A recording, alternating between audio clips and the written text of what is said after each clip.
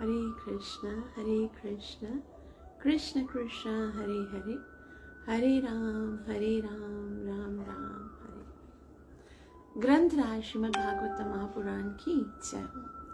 Shrimad Bhagavatam canto 4 chapter number 9 verse number 6 से प्रारंभ करेंगे। इस आध्यात्मिक जगत में प्रवेश करने से पहले गुरु और गौरंग से कृपा की याचना करते हुए मंगलाचरण करेंगे, ताकि हम जो कुछ श्रवण करने वाले हैं उसका हमें पूरा पूरा लाभ प्राप्त हो सके, जो कि है कृष्ण प्रेम की प्राप्ति। गुरवे गौरचंद्राय राधिकाय तदालये कृष्णाय कृष्ण भक्ताय तद्भक्ताय नमो नमः।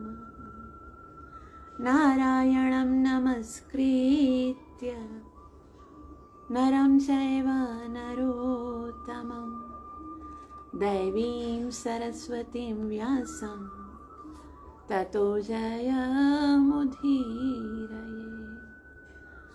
नष्टप्रायेषु अभद्रेषु नित्यं भागवत सेवया भगवती उत्तमश्लोके भक्तिरभवति नैष्टिकी।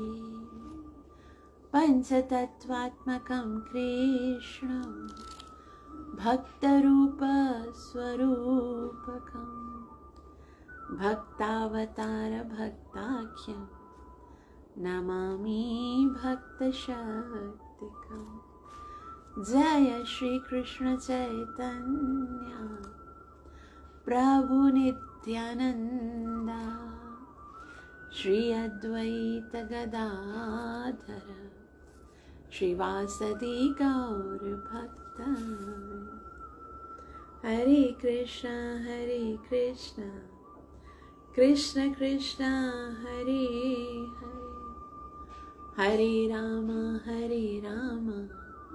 राम राम हरे हरे। ग्रंथ राज श्रीमद् भागवतम महापुराण की जय।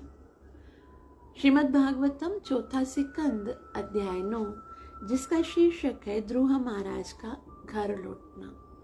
हमने देखा ध्रुव महाराज ने बहुत ही कठिन तपस्या की और उस कठिन तपस्या को देखकर सारे देवी देवताओं की जब सांसें रुकने लगी, जब सब व्याकुल हो गए, तो भगवान श्री हरि के पास युयुत्सव श्री हरि के पास गए और फिर उन्हें कहा, हम नहीं जानते कि क्या हो गया है, हमें घुटन हो रही है, श्वास नहीं ले पा रहे हैं, आप कुछ समाधान कीजिए। तो भगवान ने कहा, आप चिंता मत करो, मैं अपने भक्त के पास जाऊंगा और उसे इतनी कठिन तपस्या से रोक दूंगा। बोला, अच्छा कौन सा भगत है?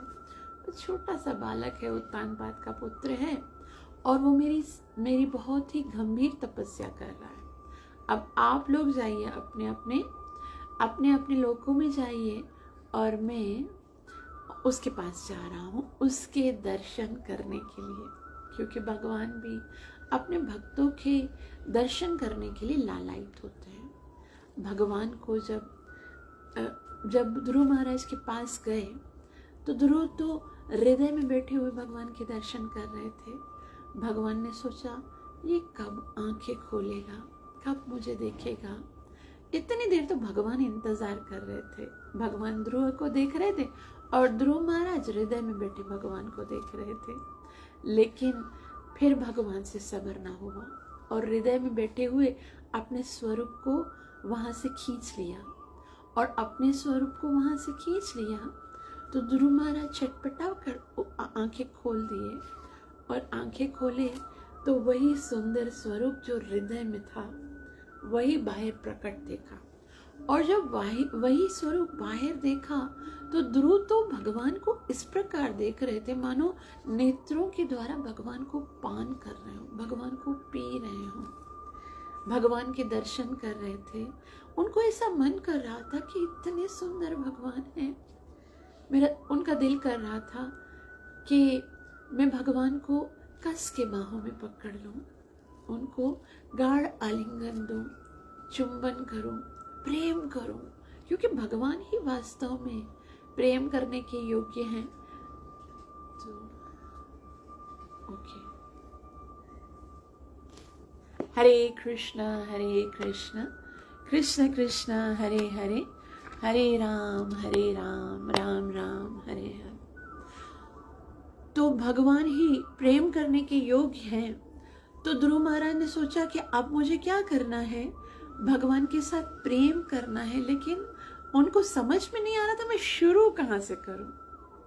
तो अब क्योंकि भगवान सामने हैं, तो ध्रुव महाराज ने सोचा कि मुझे अब भगवान की स्तुति करनी चाहिए। लेकिन इतना छोटा सा बालक है, वो भगवान की स्तुति कैसे करे? उनके पास कुछ शब्द नहीं थे, वो कभी किसी गुरुकुल में नहीं गए थे, वो कहीं पर भी पढ़ने नहीं गए थे, उनको कोई स्तुति नहीं आती थी, तो कैसे वो स्तुति करते? लेकिन भगवान तो हृदय में रहते हैं ना। जब आप भगवान की कोई भी सेवा करना चाहते हो तो भगवान वो योग्यता आपको प्रदान करने देते हैं। आप कभी ये ना सोचिए कि मेरे अंदर योग्यता नहीं है तो मैं ये सेवा कैसे करूंगा।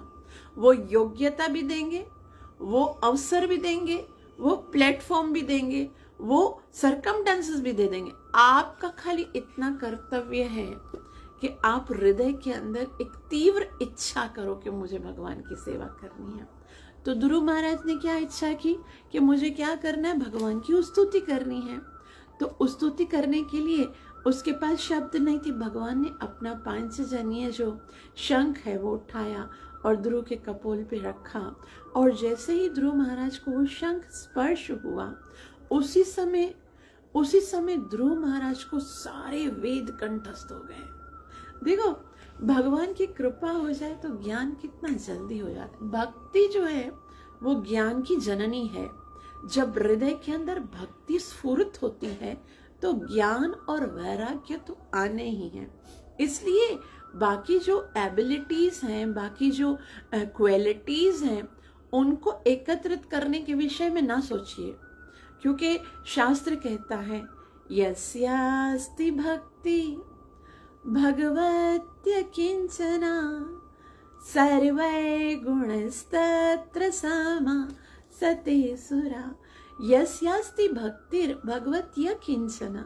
अगर आपके हृदय में छोटी सी थोड़ी सी भी भक्ति आएगी तो फिर क्या होगा, भगवान की कृपा से सर्वै गुणस्तत्र समा सते सुरा।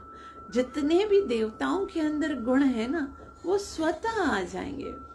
जो हमारे अंदर कमियां हैं वो स्वतः भक्ति महारानी पूरी कर देगी।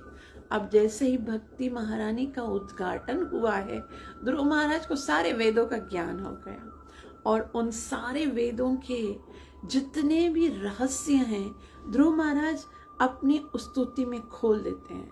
ध्रुव महाराज ने 12 श्लोक में भगवान की स्तुति की है, और ये इतनी सुंदर है कि आचार्यगण कहते हैं, श्रीपाद श्रीधर स्वामी कहते हैं कि ये 12 श्लोक जो हैं वो 12 आदित्य के समान हैं, और सारे जितने भी महत्वपूर्ण टॉपिक हैं वेदों में, उन सारे टॉपिक्स को ध्रुव महाराज ने इन 12 श्लोक्स में डिस्क्राइब किया है। बहुत ही सुंदर कि भगवान के विषय में भगवान का वर्णन किया है, जीव का वर्णन किया है, भक्ति का वर्णन, सब कुछ, ये सृष्टि, ये प्रकृति, हर एक वस्तु का, और भगवान की कृपा का वर्णन किया है। तो इतना सुंदर ध्रुव महाराज की स्तुति है। और ऐसा बताया जाता है क्योंकि साक्षात भगवान के वेद रूपी शंख को स्पर्श करने से ये स्तुति उनके मुख से जो निकली है, तो ये परम प्रामाणिक है। मतलब इनके लिए शोध करने की आवश्यकता नहीं है, ये तो डायरेक्ट से समझो भगवान ही उनके द्वारा बुलवाना चाहते हैं, तो कोई सोच विचार करने की आवश्यकता नहीं। वेदों का ज्ञान जो है वो साक्षात इस स्तुति के अंदर, क्योंकि वेद रूपी जो ब्रह्ममयी जो शंख था उसको स्पर्श करा था। वेद में है क्या, वेद में के उसमें क्या बताया गया है, उसके ऊपर उसको यदि सही सही जानना है तो फिर ये जो ध्रुव महाराज के 12 श्लोक है ना उसको समझना चाहिए। और इस तरह से जब हमको ये श्लोक समझ में आएंगे तो ही हमको वेदों का वास्तविक लक्ष्य समझ में आएगा। वरना तो आज जो वेदों को पढ़ते ना, वो भी भगवान को क्या समझते हैं कि भगवान निराकार है, भगवान को कोई स्वरूप नहीं है, भगवान का कोई रूप नहीं है। लेकिन भगवान किस प्रकार से हैं?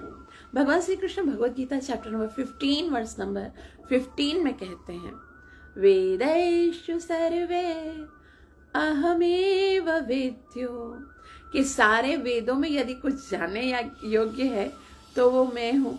तो भगवान का स्वरूप कितना सुंदर है, भगवान की करुणा कितनी सुंदर है, उसके विषय में वो प्रथम श्लोक में बोलते हैं। ये जो पहला श्लोक है उसमें बता रहे हैं कि यद्यपि भगवान जो है वो समस्त जीवों के हृदय में रहते हैं, लेकिन अभी तो ध्रुव महाराज के सामने प्रकट हुए हैं, तो ध्रुव महाराज के अंतःकरण में भगवान प्रविष्ट हुए और किस तरह से भगवान ने ध्रुव महाराज की ये जो वाणी है, वाक शक्ति, उसको कैसे जागृत किया है, उसके विषय में बता रहे। बहुत ही सुंदर श्लोक है।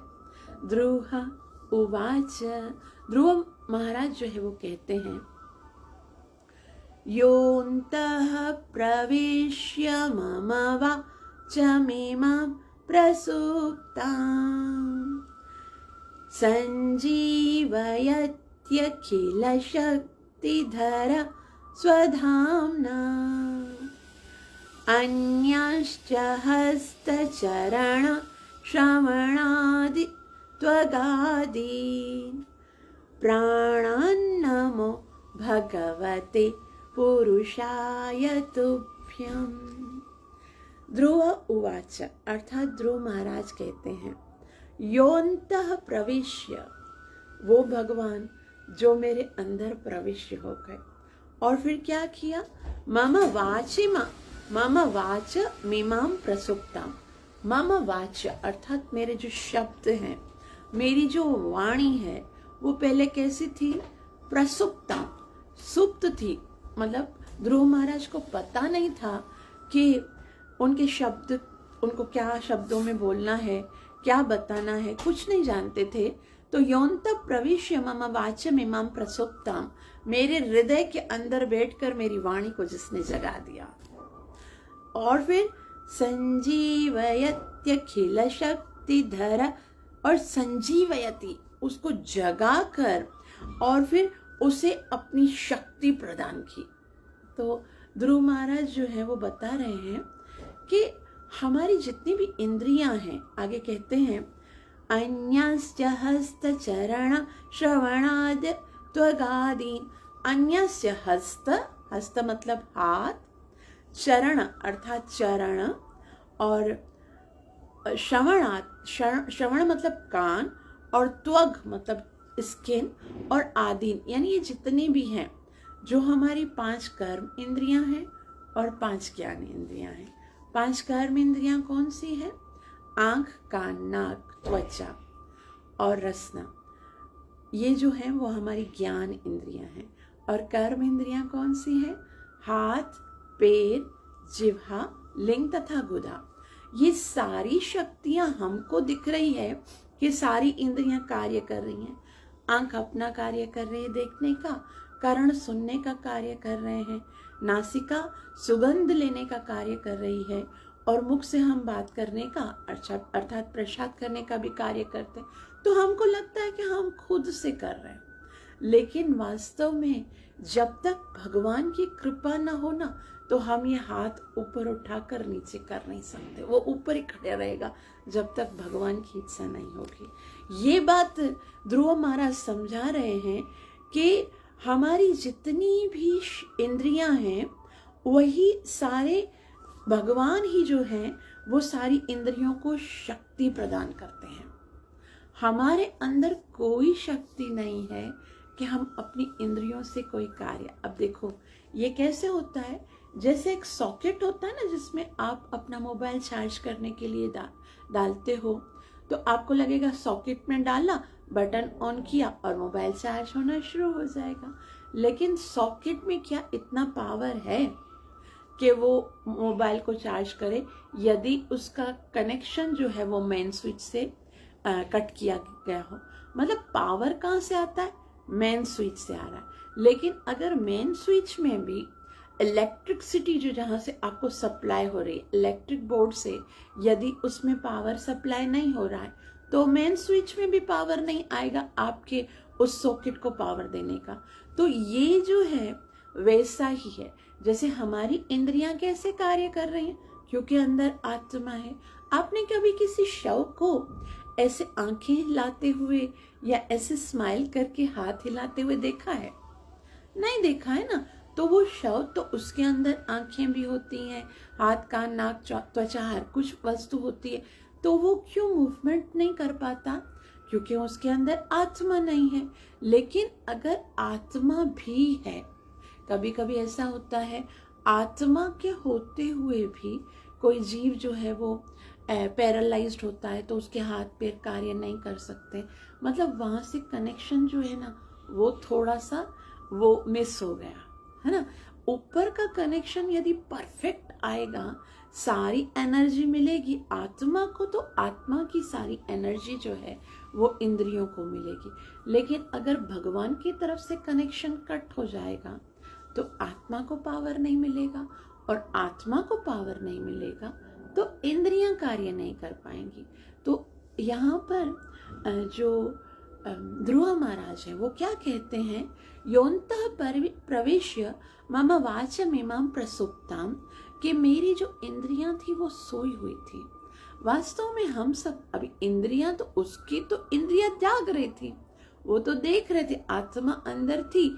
लेकिन वास्तव में ध्रुव महाराज क्यों कह रहे हैं कि मैं प्रसुप्ता मतलब यहाँ पर तो प्रसुप्ता का मतलब ये है कि निश्चल है, बिल्कुल कोई कार्य नहीं कर रही थी, अर्थात मृतक थी। मृतक मतलब वो मरे हुए के समान थी। तो यहाँ पर कोई प्रश्न पूछ सकता है कि ऐसा क्यों लिखा गया कि इंद्रियां मृतक थी? वास्तव में भक्तों, जो हमारी इंद्रियां हैं, सारी इंद्रियों का वास्तविक कार्य जो रियल कार्य है ना, वो क्या है? भगवान की सेवा करना। ऋषि के ना ऋषिकेश सेवनम भक्तिर उत्तमा। और अगर हम ये कार्य नहीं कर रहे हैं तो समझो कि हमारा जो ये इंद्रिय जो है वो सुप्त है, मतलब परिसुप्त है, मतलब प्रकृष्ट रूप में ना मर गई है, किसी कार्य की नहीं है। तो आपको लगेगा कि मर गई कैसे, फिर भी वो कुछ तो कार्य कर रही हैं। वो कैसे कार्य कर रही हैं? जैसे सपने में कार्य, वैसे हम सबका एक स्वरूप है। क्या स्वरूप है? ये जो भौतिक इंद्रियां हैं वो सब आध्यात्मिक इंद्रियों के रूप में भगवान की सेवा करने के लिए। लेकिन इस भौतिक जगत में आकर हम वो तो भूल गए हैं और इन इंद्रियों के द्वारा क्या कर रहे हैं? क्या कर रहे हैं? माया की सेवा कर रहे हैं। तो ये कैसे है? तो जैसे अगर रात को, जब रात होती है ना, तो हम सो जाते हैं, और अगर सुबह को उठते हैं तो समझ में आता है कि ठीक है भाई, जाग गया, थोड़ी देर के लिए सोया था।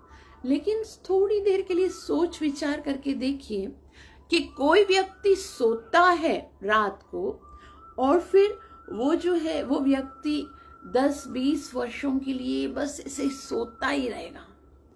वो कार्य कर रहा है। अब सोता व्यक्ति किस में कार्य कर रहा है? वो सपने में कार्य कर रहा है ना।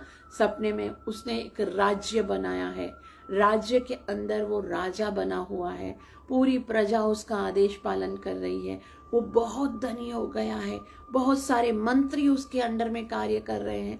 वो कार्य तो कर रहा है लेकिन अपनी रियलिटी से हटकर कार्य कर रहा है।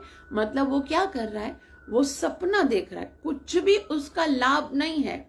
वो कुछ भी करेगा तो उसको कुछ लाभ प्राप्त होने वाला नहीं है। बल्कि जो इस तरह से सोता रहा, अगर 10-20 साल तक बैठ के वो अच्छे से लंबा सा सपना देखता है, तो फिर उसके जो परिवार के सदस्य भी बोलेंगे ना, वो क्या सोचेंगे? अरे ये इतना सो रहा है, इससे तो अच्छा है मर जाए। मतलब सोया व्यक्ति किसको पसंद लगेगा? वो तो ऐसा लगेगा। तो अब हम अपना देखें, 24 घंटे में हम कितना समय सोते हैं? कितना समय सोते हैं? 8 घंटे सोने का साइंस बोलती है 8 घंटे सो। 8 घंटे सोया और इस तरह से मतलब अगर किसी की आयु 90 वर्ष की है तो 30 इयर्स तक तो वो लगातार सोया। अगर सोने वाले 8-8 घंटे आपस में प्लस किए जाएं तो समझो कि वो कितने घंटे तक, वो 30 साल तक कंटिन्यू सोया है। और 30 साल तक उसने क्या किया है? सपना ही देखा है ना। अगर वो 75 साल तक जीता है तो फिर समझो 75 इयर्स अगर वो जीता है तो समझो 25 साल तक उसने क्या किया? अखंड सोया रहा। 25 साल उसने अपने जीवन के सोने में बिता दिए।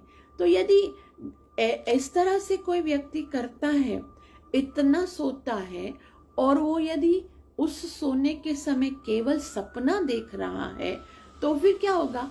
अच्छा, मृत्यु क्या होता है? मृत्यु के समय क्या होता है ऐसा बताया जाता है। भगवान उद्धव जी से कहते हैं एकादश स्कंद में, मृत्यु क्या है? हे उद्धव, जब जीव इस शरीर को अत्यंत विस्मृत हो जाता है, ये जो शरीर है ना उसको बिल्कुल भूल जाता है। जीव आत्मा जिस शरीर में पहले रहता था, मैं बोलता था, उसको बिल्कुल भूल जाए और फिर उसको लगे कि कोई और दूसरा शरीर उसको मिला है और उसमें वो आत्मबुद्धि करेगा, वो मेरा है। पहले वाले शरीर को, पहले वाले जो देह है उसको भूल जाए और जो नया शरीर उसे मिला है उसे क्या सोचेगा कि ये मैं हूं, ये मैं हूं। तो इसको दूसरा जन्म कहते हैं। अब अगर हम थोड़ा सा सपने में वापस आए तो जैसे हम सपना देखते हैं तो अपना जो रियल स्वरूप है ना उसको तो बिल्कुल भूल जाते हैं। याद नहीं रहता कि मैं असल में प्रियवल्लभा देवी दासी हूँ या मैं क्या हूँ, ये भूल जाते हैं।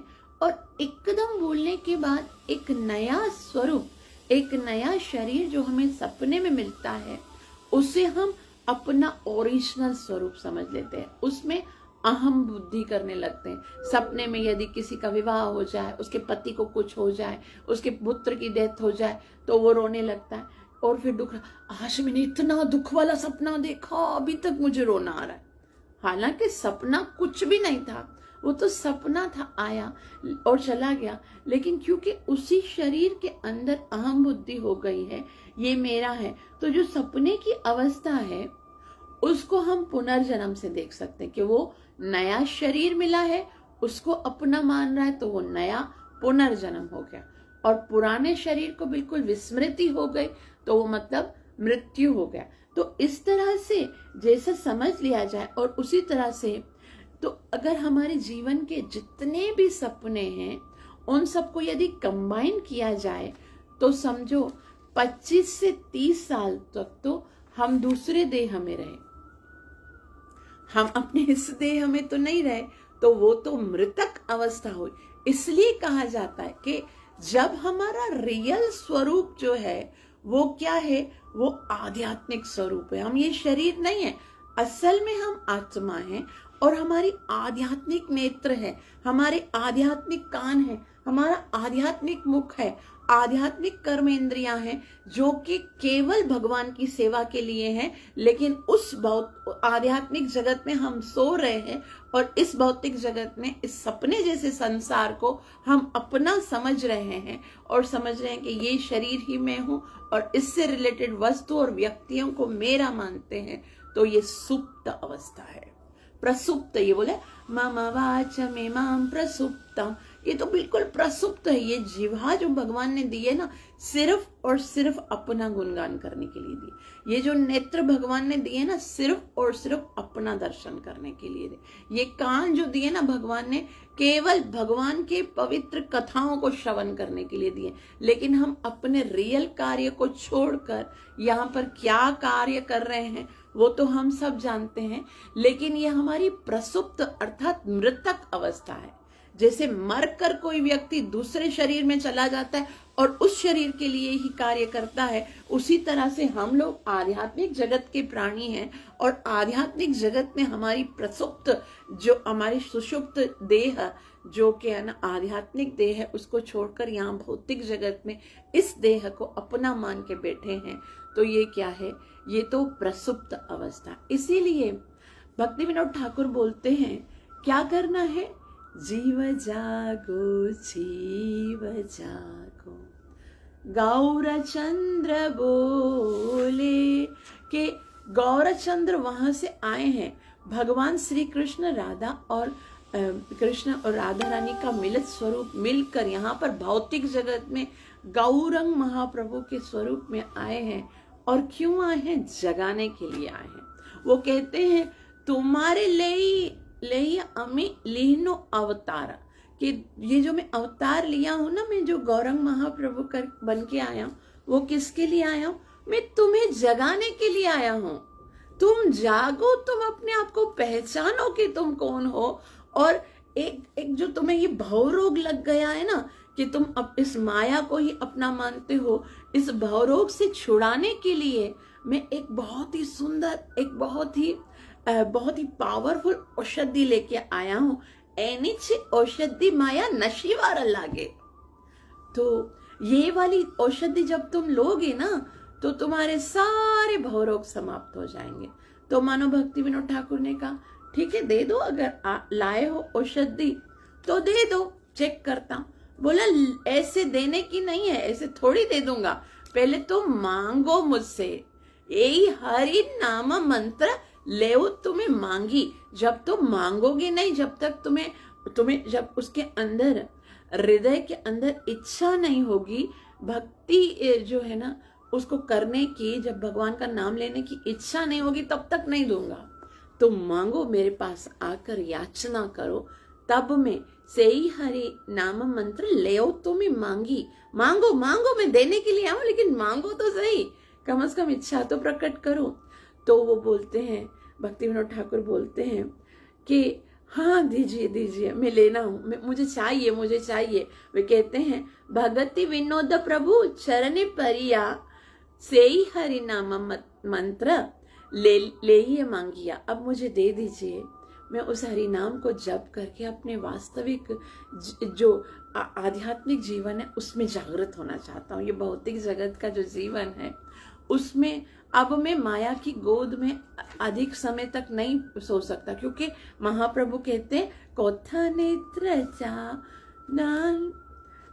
पिशाची रखोले, कि ये तो माया जो है वो तो पिशाची है, एक डायन है, और तुम उसकी गोद में इतने आराम से कैसे सो सकते हो, उठो उठो। और जब कोई भगवान स्वयं या भगवान का कोई भक्त जगाता है, तब हमें याद आता है कि हम इतने समय से माया की गुलामी कर रहे थे, जिसके साथ हमारा कोई संबंध ही नहीं है।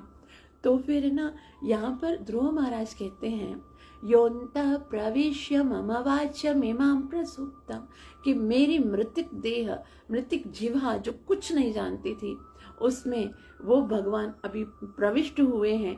और संजीवयत्यखिल शक्तिधर स्वधाम्ना, और उसको जागृत करके उसे शक्ति प्रदान करी। वो भगवान जो कि सारे जीवों को शक्ति प्रदान करने वाले हैं, वो मेरी समस्त इंद्रियों को शक्ति प्रदान करते हैं।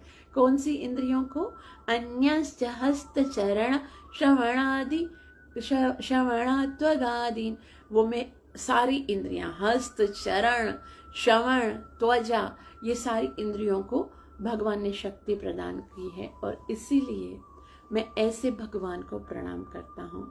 प्राणान नमो भगवते पुरुषाय तुभ्यम। सबसे पहला जो कार्य होता है ना, जब भगवान आते हैं, सबसे पहले प्रणाम करो और बताओ कि मैं क्यों प्रणाम कर रहा हूँ, क्योंकि आपके अतिरिक्त और है ही कौन प्रणाम करने के योग्य। आप ही तो हो जिन्हें मुझे इतनी कृपा की, मैं कनिष्ठ से कनिष्ठ जीव हर समय आपको भुलाने का प्रयास करता हूँ, और आप हर समय मुझे शक्ति प्रदान करते हो, मुझ पर कृपा करते हो। कभी स्वयं आते हो, कभी गुरु भेजते हो, कभी शास्त्र भेजते हो, ताकि मैं आपको याद कर सकूं। आपकी इतनी अनुकंपा कृष्ण, इसीलिए मैं क्या कर रहा हूँ, प्राणान नमो भगवते पुरुषाय तुभ्यम। इसीलिए भगवान, आप समस्त पुरुषों में श्रेष्ठ हो। मैं आपको, क्योंकि आप ही भोगता हो मेरी सारी इंद्रियों के, इसीलिए मैं आपको प्रणाम करता हूँ। तो अनुवाद देखिए। ध्रुव महाराज ने कहा, हे भगवान, आप सर्वशक्तिमान हैं। मेरे अंतःकरण में प्रविष्ट होकर मेरी सभी सोई हुई इंद्रियों को, हाथ, पांव और स्पर्श इंद्रिय, प्राण तथा मेरी वाणी को जागृत कर दिया। मैं आपको सादर नमस्कार करता हूँ। श्रील प्रभुपाद जी बहुत ही सुंदर रीति से समझाएंगे। तात्पर्य श्रीला प्रभुपाद द्वारा। श्रील प्रभुपाद की जय। श्रील प्रभुपाद जी कहते हैं कि ध्रुव महाराज सहज ही अनुमान लगा सके कि आत्म साक्षात्कार करने और साक्षात भगवान को देखने के पूर्व और पश्चात उनकी जो स्थिति थी उसमें कितना अंतर था। अब वो खुद ही देख रहे थे कि जब मैंने आत्म साक्षात्कार नहीं किया था तो कितना मैं आसक्त था भौतिक वस्तु और जगत में, और जैसे ही मुझे भगवान का स्पर्श प्राप्त हो गया तो कितना बदलाव आ गया, कितना अंतर आ गया मेरे अंदर। तो उन्हें अनुभव हुआ कि उनके प्राण तथा कार्य सुप्त अवस्था में थे। पहले कैसे थे? सुप्त अवस्था में। जब तक मनुष्य आध्यात्मिक स्तर पर नहीं पहुंचता है, उसके शरीर के अंग, उसका मन तथा अन्य अनुभव सोए हुए समझे जाते हैं। श्रील प्रभुपाद जी बोलते, जो कुछ भी आप करते हो, यदि आप शरीर के लेवल पे हो तो समझो अभी सो रहे हो। जागोगे तो किसके लेवल पे करोगे? आत्मा के लेवल। जब तक मनुष्य आध्यात्मिक स्तर तक नहीं पहुंचता, उसके शरीर के अंग, उसका मन तथा अन्य अवयव सोए हुए समझे जाते हैं। जब तक मनुष्य आत्म दिशा को प्राप्त नहीं होता, तब तक उसके सारे कार्य मृत व्यक्ति के कार्य के या प्रेत कार्य समझे जाते हैं। यहाँ पर कितनी महत्वपूर्ण बात श्री प्रभुपाद जी बताते हैं कि जब तक मनुष्य आत्म दशा को प्राप्त नहीं हो जाता, जब तक अपनी रियलिटी को नहीं समझते हैं, तब तक उसके सारे कार्य जो भी वो कर रहा है तो क्या है? मृत व्यक्ति के कार्य, मृत जैसे शव कार्य कर रहा है। हमको नहीं खबर है हम जो भौतिक जगत में जो भी कार्य कर रहे हैं, जिसके लिए हम कितना परेशान होते हैं, वो यहाँ पर शास्त्र कहता है ये मृत व्यक्ति के कार्य के समान है और या प्रेत कार्य समझे जाते हैं। श्री भक्तिविनोद ठाकुर ने अपने एक गीत में स्वयं को इस प्रकार संबोधित किया है, हे जीव जागो, तुम माया की गोद में कब तक सोओगे? अब तुम्हें मानव देह प्राप्त हुआ है, अतः तुम जगने और अपने को समझने का प्रयत्न करो। वेद भी यही घोषित करता है, उठो उठो, तुम्हें मनुष्य रूप का वरदान प्राप्त हुआ है, अतः अपने आप को पहचानो।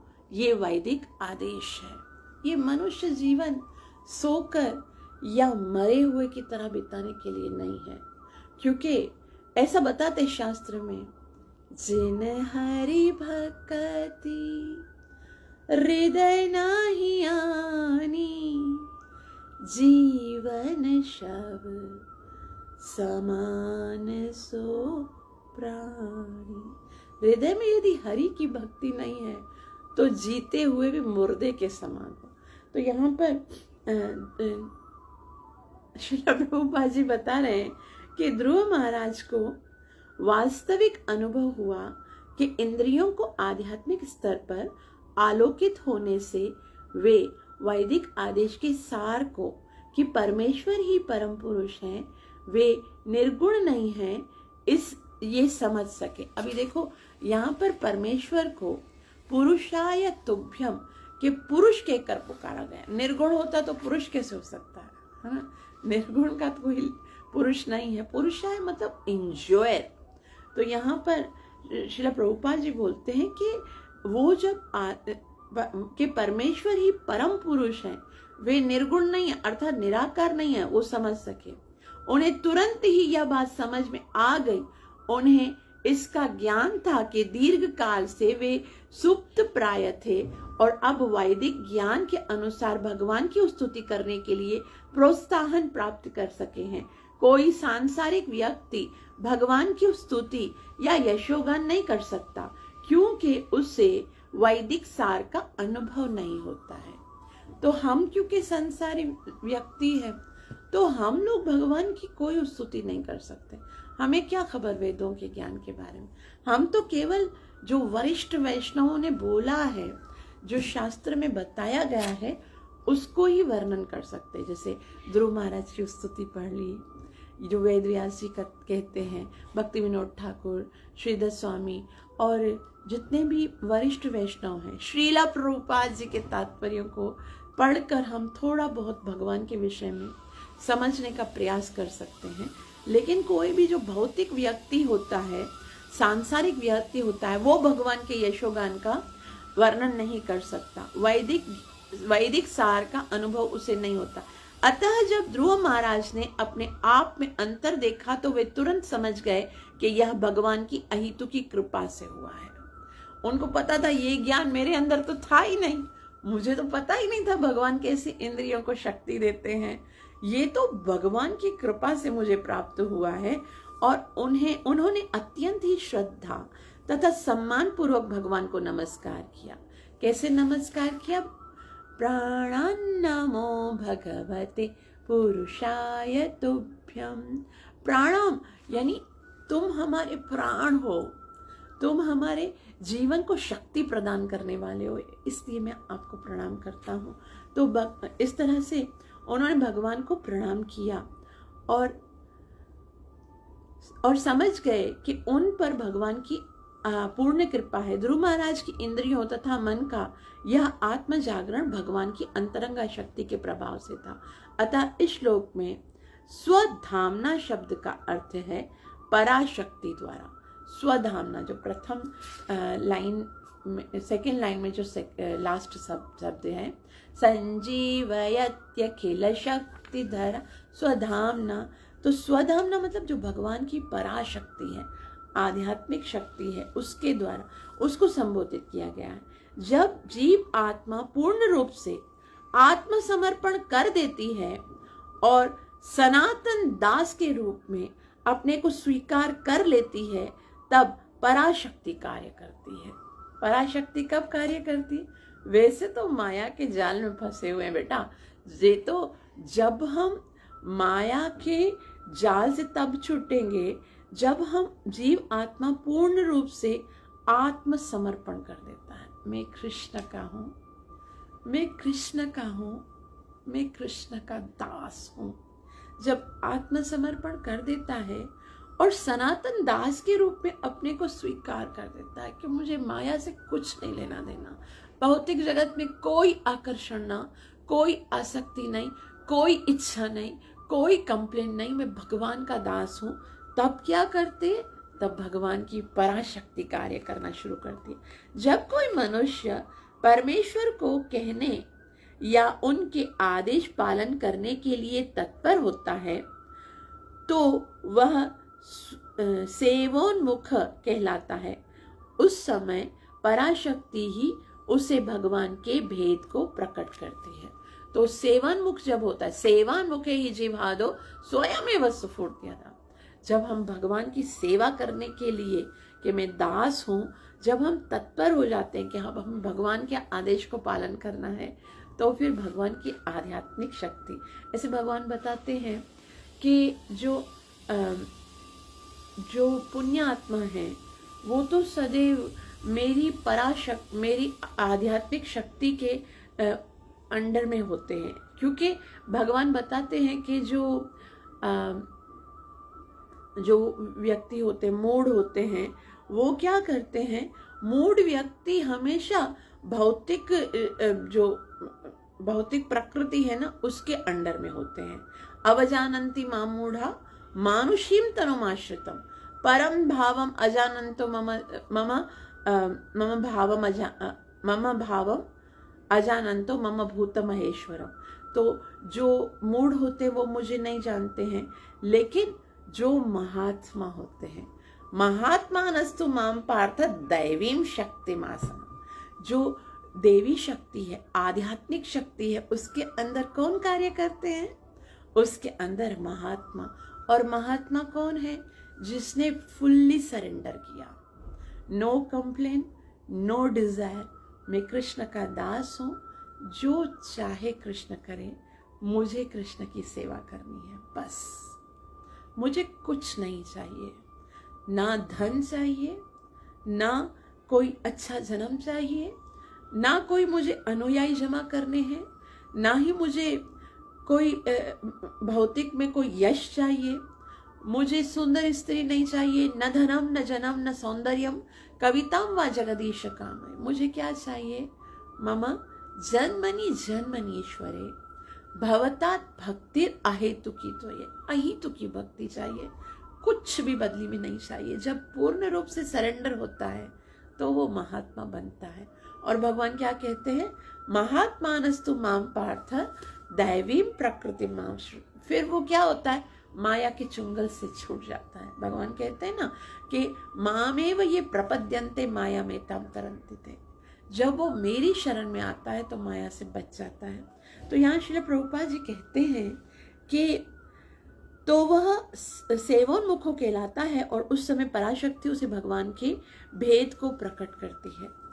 पराशक्ति द्वारा प्रकट किए बिना कोई भगवान की स्तुति कर सकने में समर्थ नहीं है। आध्यात्मिक शक्ति है भगवान की, जो शब्दों के अंदर वो पावर भर देती है जिससे हम भगवान की स्तुति कर सकते हैं। चाहे संसारी जीव कितना ही दार्शनिक चिंतन अथवा काव्य सृजन क्यों न हो, फिर भी यह भौतिक शक्ति की क्रिया प्रतिक्रिया माना जाता है। जब कोई पराशक्ति द्वारा सचमुच जागृत होता है तो उसकी सारी इंद्रियां शुद्ध हो जाती हैं और वह केवल भगवान की सेवा करता है। तो भौतिक स्थिति भले कोई कितना ही ज्ञानी हो, बहुत बड़ा स्कॉलर हो, बहुत सारी डिग्रियां प्राप्त कर रही हो, भगवान के विषय में एक शब्द भी नहीं बोल सकता, क्योंकि भगवान थोड़ी समझ में आते हैं। भगवान तो कहाँ आते? भगवान तो हृदय में आते हैं। तो हृदय में कब आते हैं? जब उसे लगता है कि भक्त मुझसे प्रेम करता है। मयिते तेषु चाप्यान, मैं उसका हो जाता हूँ जो मेरे होते हैं। तो जब हम भगवान के हो जाते हैं तो फिर क्या होता है? जब कोई पराशक्ति द्वारा सचमुच जागृत होता है तो उसकी सारी इंद्रियां शुद्ध हो जाती हैं। पहले हृदय साफ हो जाता है। क्यों? क्योंकि वो भगवान का नाम जपता है। चेतो दर्पण मार्जनम हरि नाम संकीर्तन, और फिर सारी इंद्रियां शुद्ध हो जाती हैं। वह केवल भगवान की सेवा करता है। उस समय उसकी सारी इंद्रियां, कौन सी इंद्रियां? यहाँ पर नाम बताए श्रील प्रभुपाद से। हाथ, पांव, कान, जीभ, मन, जननांग आदि भगवान की सेवा में लग जाती हैं। ऐसे प्रकाश प्राप्त भक्त के ना तो कोई भौतिक कार्य रह जाते हैं और ना उसे संसार कर्मों में व्यस्त रहना रुचिकर प्रतीत होता है। कुछ कार्य नहीं है, उसको इंटरेस्टेड नहीं होता है। बस मैं भगवान के लिए कुछ करना चाहता हूँ, मैं भगवान की कोई सेवा करूँ, मैं भगवान का नाम जप करूँ, मैं भागवत श्रवण करूँ अर्थात पठन करूँ, या कुछ गीता पढ़ूँ, किसी को पढ़ाऊँ। बस उसका पूरा का पूरा जो इंटेंशन है वो भगवत की सेवा में। इंद्रियों को शुद्ध करने, उन्हें भगवान की सेवा में लगाने की यह प्रक्रिया भक्ति कहलाती है। और बस ये भगवान की भक्ति हो गई। हम जो सुन रहे हैं ना वो भक्ति है, और हम जो बोल रहे हैं वो भी भक्ति है। तो प्रारंभ में तो गुरु तथा शास्त्र के निर्देशन से इंद्रियों को सेवा में लगाया जाता है, किंतु साक्षात्कार के बाद वही इंद्रियां शुद्ध हो जाती हैं और सेवा भाव चलता रहता है। शुरू में टीचर बताते हैं, गुरु महाराज बताते हैं, वैष्णव बताते हैं, नाम जप करो, श्रवण करो, भागवत पढ़ो। लेकिन जब वरिष्ठ हो जाते हैं तो स्वभाव बन जाता है, रहा नहीं जाता। जिस दिन भागवत नहीं पढ़ते ना उस दिन ऐसा लगता है कि समझो आनंद ही नहीं आया, पूरा दिन जाया हो गया।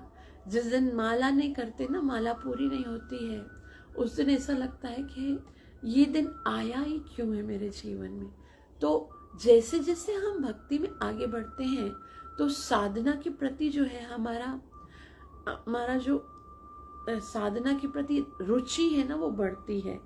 कि यहाँ श्री प्रभुपाद जी कहते हैं, प्रारंभ में तो गुरु तथा शास्त्रों के निर्देशन के अनुसार इंद्रियों को सेवा में लगाया जाता है, किंतु साक्षात्कार के बाद वही इंद्रियां शुद्ध हो जाती हैं और सेवा भाव चलता रहता है। शुद्ध हो जाती है इंद्रियां, फिर सेवा होती है। अंतर इतना ही होता है कि प्रारंभ में इंद्रियां यांत्रिक रूप से तत्पर होती हैं, किंतु साक्षात्कार के बाद आत्मज्ञान द्वारा सेवा में लग जाती हैं। तो क्या अंतर होता है? पहले क्या होता है? पहले जो प्रारंभिक स्थिति है उसमें इंद्रियां यांत्रिक रूप से, मतलब ऐसे एक यांत्रिक होता है ना, एक इंस्ट्रूमेंट की तरह बस लगाई जाती है कि आंखों से भगवान को देखो, कानों से सुनो, हाथों से भगवान के लिए कुछ सेवा करो। लेकिन जब आध्यात्मिक स्तर पर जी चला जाता है तब उसे पता चलता है कि मेरा तो काम ही यही है। साक्षात्कार के बाद आत्मज्ञान द्वारा सेवा में लग जाकर उसको आनंद आता है। तुष्यंती च रमणती च, कथा सुनने में आनंद आता है, नाम जप करना ही जीवन बन जाता है, और भगवान की सेवा मिल जाए तो यूँ समझो जीवन सार्थक हो जाता है। तो ध्रुव महाराज ने बहुत ही सुंदर उपदेश दिया है कि हमारी सारी इंद्रियां जो है वो तभी कार्य कर रही हैं क्योंकि भगवान उन्हें शक्ति प्रदान कर रहे हैं। तो क्योंकि भगवान की शक्ति है तो हमको सोचना चाहिए कि भगवान हमारे लिए इतना कर रहे हैं, हमारी प्रत्येक इंद्रिय को कार्य करने में वो हमारी सहायता कर रहे हैं। भगवान इतना कुछ कर रहे हैं, मैं उसके लिए क्या कर रहा हूँ? मैंने क्या किया है अब तक भगवान के लिए? तो कोई ये और यूँ कर सकता है, भाई भगवान तो सर्वज्ञ हैं, वो तो सब कुछ कर सकते हैं, हम क्या कर सकते हैं भला भगवान के लिए? तो भगवान के लिए हम भी कर सकते जो भगवान ने बोला है। भगवान ने क्या बोला है? भगवान ने यही कहा है कि तुम मेरा नाम लो। मेरी कथाओं को जो बोलता है उससे ज़्यादा प्यारा मुझे कोई नहीं लगता। जो मेरा नाम जप करता है वो मेरे हृदय के कितने निकट है। तो भगवान की कथाओं को श्रवण करता है, भगवान के विग्रह के दर्शन करता है और भगवान के साथ अपने प्रेम संबंध को बहुत ही तीव्रता के साथ जो है वो जोड़ने का प्रयास करता है। तो हम सब अब उठ जाए ना। कब तक हम अपने आप को धोखा देते रहेंगे? कब तक हम इन इंद्रियों के लिए जीते रहेंगे? कब तक हम भौतिक जगत में माया की गोद में सोते रहेंगे? कब तक हम आध्यात्मिक स्थिति को नहीं पहचानेंगे?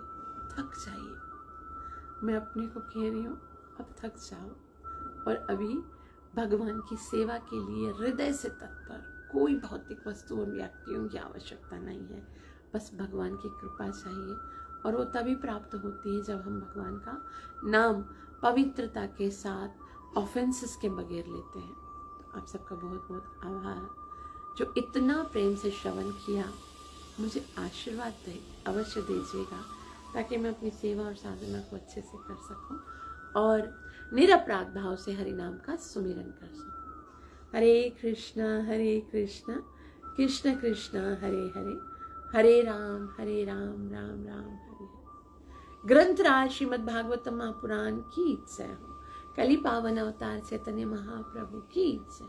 नित्य लीला प्रवेश भय चरणारविंद भक्ति वेदांत स्वामी श्रील प्रभुपाद की जय।